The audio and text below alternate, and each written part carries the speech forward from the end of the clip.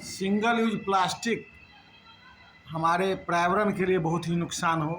पर्यावरण में पानी, धरती और वायु, ये तीन चीज़ से पर्यावरण होता है और तीनों के लिए सिंगल यूज प्लास्टिक बहुत ही नुकसानदेह है। आपसे हम संदेश चाह रहे हैं कि ये देश को संदेश दीजिए कि सिंगल यूज प्लास्टिक से मुक्ति के लिए कैसे होगा, इसके लिए आप प्रेरणा दीजिए। देखिए, सिंगल यूज़ प्लास्टिक के कारण बहुत सारी समस्याएं हमारे देश के पर्यावरण के लिए तो हुई ही हैं, बल्कि विश्व के पर्यावरण के लिए भी बहुत सारी समस्याएं पैदा हुई हैं।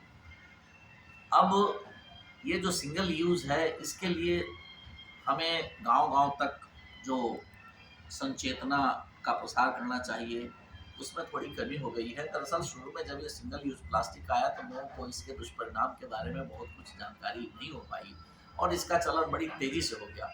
लेकिन जब बॉम्बे में मीठी नदी की भयंकर बाढ़ के कारण या फिर अन्य जगहों में जो सिंगल यूज़ के कारण जब हमारे पशुओं की मृत्यु होने लगी उस सिंगल यूज़ प्लास्टिक को खा के, या फिर जब हमारे पेड़ पौधों का विकास रुक गया और भी बहुत तरह की जब हुई, तो धीरे धीरे यह महसूस हुआ कि सिंगल यूज़ प्लास्टिक जो है वो निश्चित रूप से हमारे लिए बहुत ही घातक है।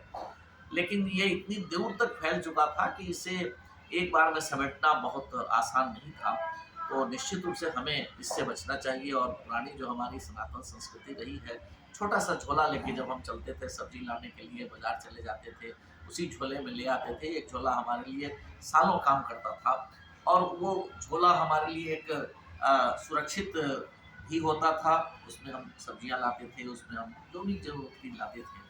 आज हमने उन चीज़ों को बिसरा दिया है, हमें उन चीज़ों को पुनः एक बार लाना चाहिए और सिंगल यूज़ प्लास्टिक को तो निश्चित रूप से हम उपयोग बंद कर दें, तो ये हमारे लिए और हमारे देश के पर्यावरण के लिए हितकर है।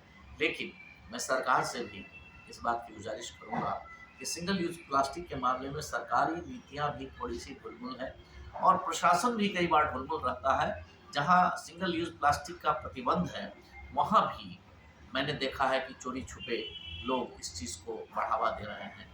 मैं जब ऊटी में था तो ऊटी में पहाड़ पे चढ़ने के पूर्व ही सारे लोगों की जांच कर ली जाती थी कि आप कहीं कोई ऐसा प्लास्टिक का सिंगल यूज़ प्लास्टिक तो नहीं ले जा रहे हैं। तो ये एक बड़ी अच्छी व्यवस्था थी। दूसरी एक और व्यवस्था हमने जो देखी कि एक जू में कि वहाँ आप जाइए, प्लास्टिक यूज़ वाली जो भी चीज़ें हैं अगर वो आपने फेंका है तो आप 10 चुन करके दे दीजिए, तो उसके बदले में आपको कुछ पैसे वो दे देंगे या एक बोतल पानी फ्री दे देंगे। तो इस तरह का प्रोत्साहन योजना भी रहा है और ये निश्चित रूप से है कि हमारे लिए एक बार ये गांठ बांध के रख लेनी चाहिए कि अगर हमें पर्यावरण बचाना है, अगर हमें अपने धरती, आकाश और समुद्र को, पानी को शुद्ध रखना है, तो सिंगल यूज़ प्लास्टिक से हमें बचना पड़ेगा। आप भी बचिए, मैं भी बचता हूँ, ये सबसे ज़रूरी है। आप अपना परिचय बताइए। मेरा नाम ईश्वर करुण है और मैं मूलतः बिहार के समस्तीपुर जिले के मोहिउद्दीन नगर का गंगा किनारे का वासी हूँ और चेन्नई में लगभग 35 वर्षों से रहा हूँ। दक्षिण भारत में मेरी सेवाएं रही हैं विभिन्न क्षेत्रों में, सांस्कृतिक, साहित्यिक और सामाजिक क्षेत्र में भी। और मैं अपने गांव से भी जुड़ा रहा हूँ और इस मामले में मैं रणधीर भाई की तारीफ़ करता हूँ, उनका मैं एक फ़ैन हूँ।